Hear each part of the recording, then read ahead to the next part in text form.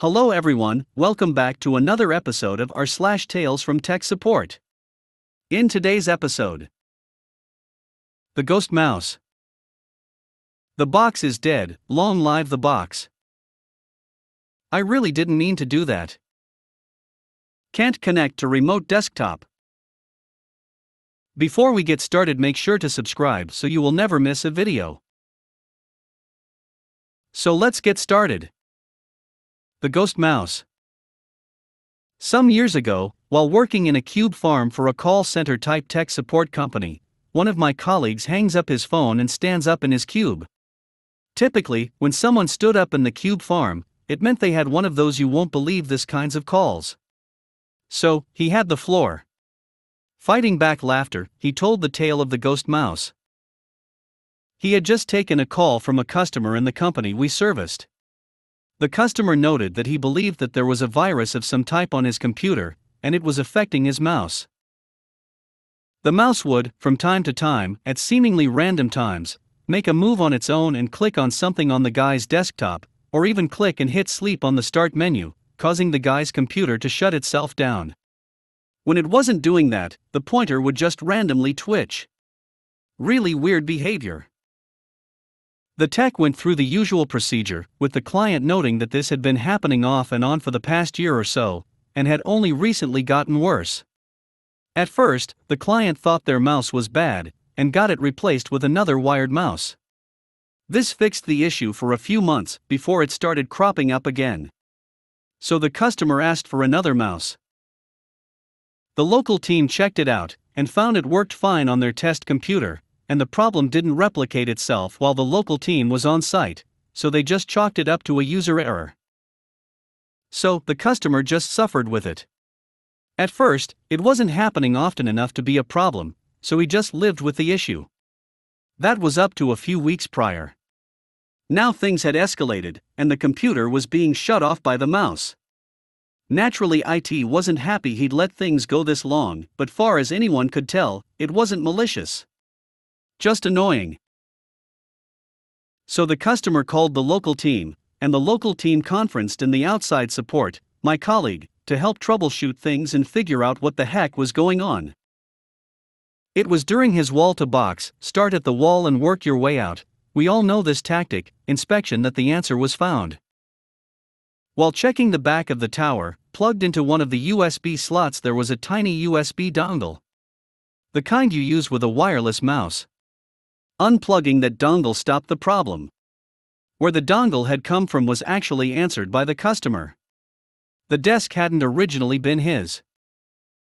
In fact, the person that had originally sat at that desk had moved up to another floor, leaving the desk empty. When they moved, they must have forgotten their dongle, and were just using their mouse with a replacement dongle. Originally, the company had occupied something like 5 floors, so at the start this old user was just far enough away so that every so often the stars would align, and for a moment the Bluetooth would connect to the old dongle, and make the first customer's mouse move. The old customer would only see this as a lag, and didn't think much of it. It was only after the company had consolidated down to 2 floors, that the problem got worse. Now, the 2 customers were only a few cubicles apart, and 1 floor in difference. This was enough that the mouse was getting confused and sometimes would link up with the old dongle, and sometimes link up with the replacement. When the local team talked to the guy with the replacement dongle, he stated that he just filed a ticket because his mouse wasn't always responding. Cleared up 2 service calls with that one. We would often laugh about this story, imagining the frustration on both parties' parts, while also seriously questioning why, in the whole time the guy had been having this problem, no one on the local side ever bothered to check the back of the computer. The box is dead, long live the box.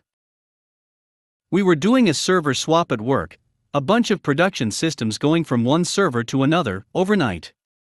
All hands are on deck at midnight, except your humble correspondent, because I'm not on the server team, I'm doing remote support.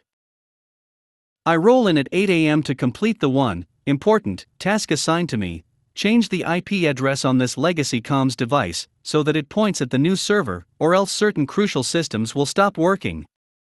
I did this 6 months ago during the first swap, it's not complicated. I find the beige metal box in the server room and note the outdated labels on it, notably configured August 5, 2004. The flickering LCD display tells me that it's processed 0 bytes of data since the last reboot 6 months ago. Well, if it works, I guess. These things are important, someone would complain if they stopped working. A few minutes later I get an email that says they're not seeing the connection. Have I completed the configuration? Well, I thought I did. I go back to the server room, double check, then triple check. Yep, all good. Server guys tell me to stand by for further instructions, so I wait a bit, then get an email from the server team. This system was switched over to external solution provider a few months ago. You can e-waste this device. Perfect. At least I didn't have to come in at midnight to find that out. I really didn't mean to do that. I obtained my certified Novell administrator qualification for Novell NetWare 3 way back when the servers booted into MS-DOS before loading NetWare. I was the systems supervisor, job title, for the UK offices of a South Korean container shipping company. I worked out of the office in the port of Felixstowe, Suffolk.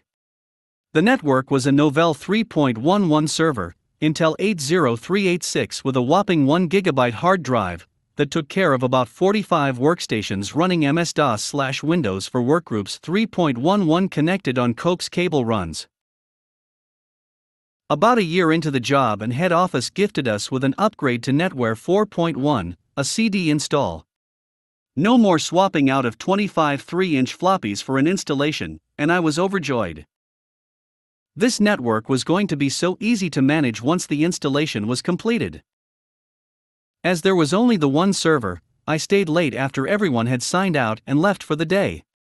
Step 1: Insert MS-DOS Disk 1 and proceed to format the hard drive and install MS-DOS.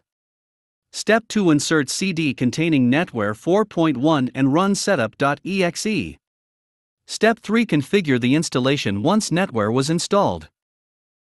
Everything was going as planned. Network volume setup, printers/print queues created, user login scripts, and network shares created. Just have the users/usernames to create, and I'll be done in no time.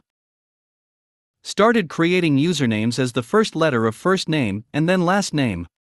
Then about halfway through ran into a problem when several users had same last name and first letter if first name happened to be the same. Can't have this. What to do? I'll just use a different naming protocol. That's what I'll do. Started to delete each username individually, but then thought that's going to take more time to finish. I know. I'll just use the old wildcard asterisk, so I won't have to fully type each username. Might as well start with the A's. Go into the user directory and type del A star dot asterisk and hit enter. As I did, I suddenly remembered the user directory also contained the username for the system administrator, happens to be admin. I just deleted the only way to manage /create/delete anything on the server. I had a fully functional NetWare 4.1 server and absolutely no way to do anything with it. Only recovery option available: insert MS-DOS Disk 1 and reboot. Start all over again. I managed to get it all completed and running by the time day shift arrived the next morning. Can't connect to remote desktop.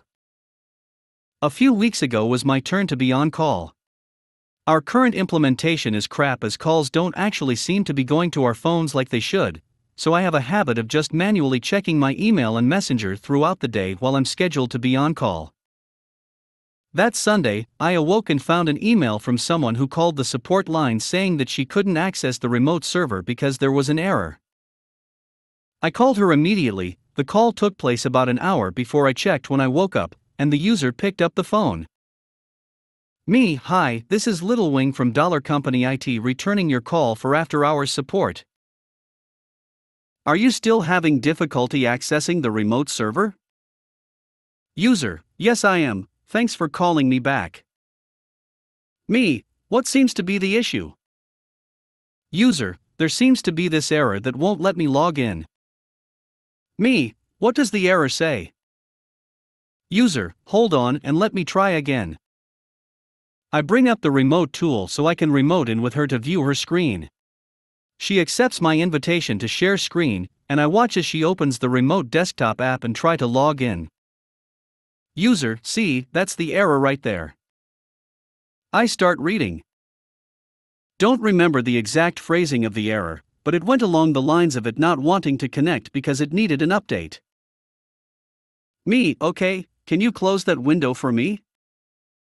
Once the error window was closed, there was a light blue banner on the remote desktop window that said update to the latest version of remote desktop. Me, do you see that blue banner? Have you tried clicking that and letting it update? User, oh my goodness, I didn't even see that. User clicks the banner and remote desktop begins updating. We wait about 2 minutes at most for it to finish. Me, now can you please try to connect again? User clicks to connect again and it lets her in. I stay on just to verify that she's connected and then end the call.